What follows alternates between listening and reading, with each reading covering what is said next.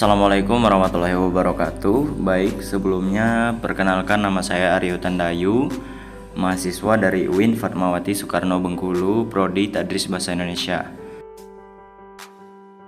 Adapun untuk pokok pembahasan kita pada hari ini yakni mengenai prefiks dan sufiks. Baiklah, langsung saja kita ke pokok pembahasannya. Pertama-tama kita membahas terlebih dahulu mengenai prefiks.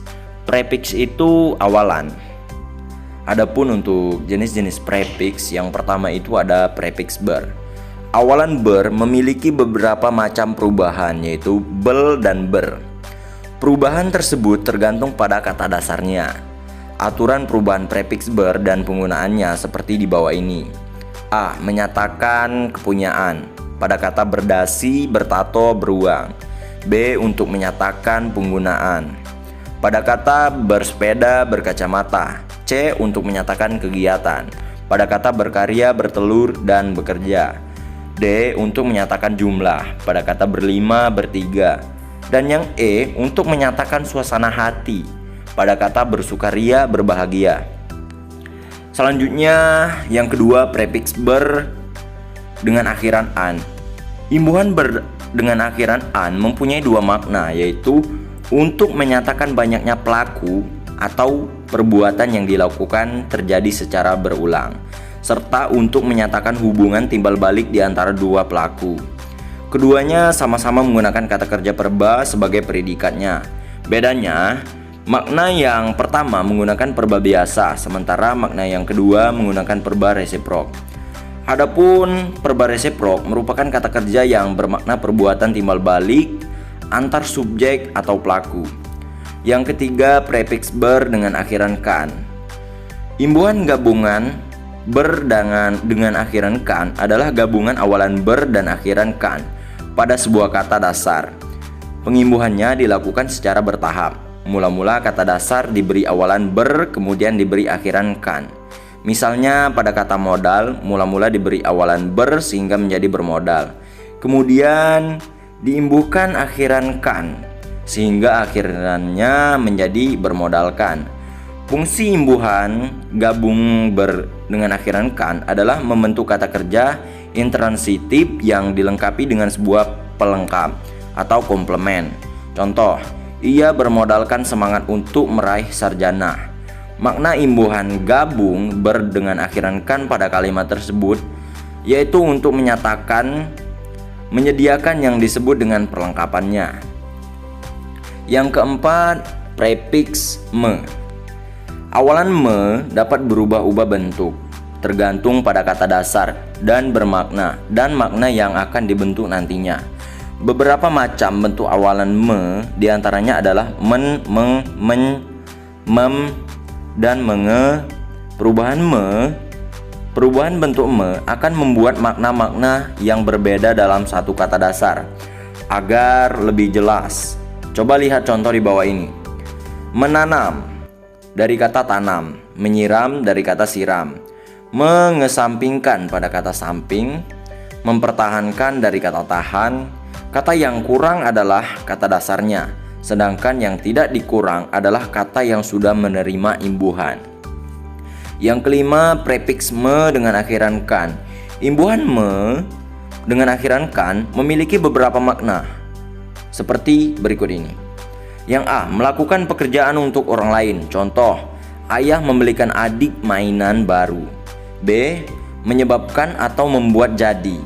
Contoh, suara piring pecah itu membangunkan ayah.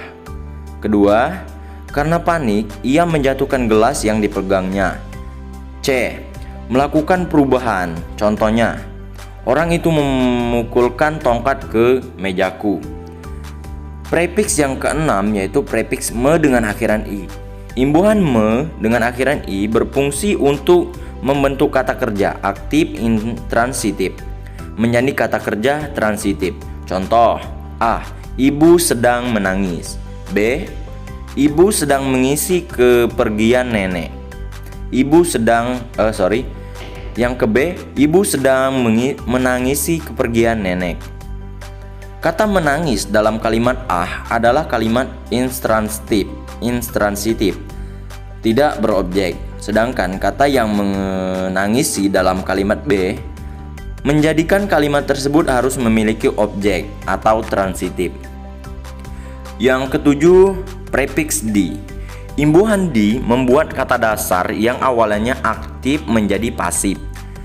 Kebalikan dari imbuhan me, contoh, ditambahkan dengan peluk, maka hasilnya akan menjadi dipeluk. Me, jika ditambahkan dengan peluk, maka hasilnya akan menjadi memeluk. Dipeluk artinya menerima pelukan, sedangkan memeluk artinya melakukan tindakan peluk. Yang ke-8, prefiks ke. Awalan ke tidak mempunyai bentuk perubahan khusus, namun prefiks ke memiliki makna yang menyatakan urutan seperti ke-1, ke-2, ke-3, ke-4, dan seterusnya. Prefiks yang ke-9 yaitu prefiks ter.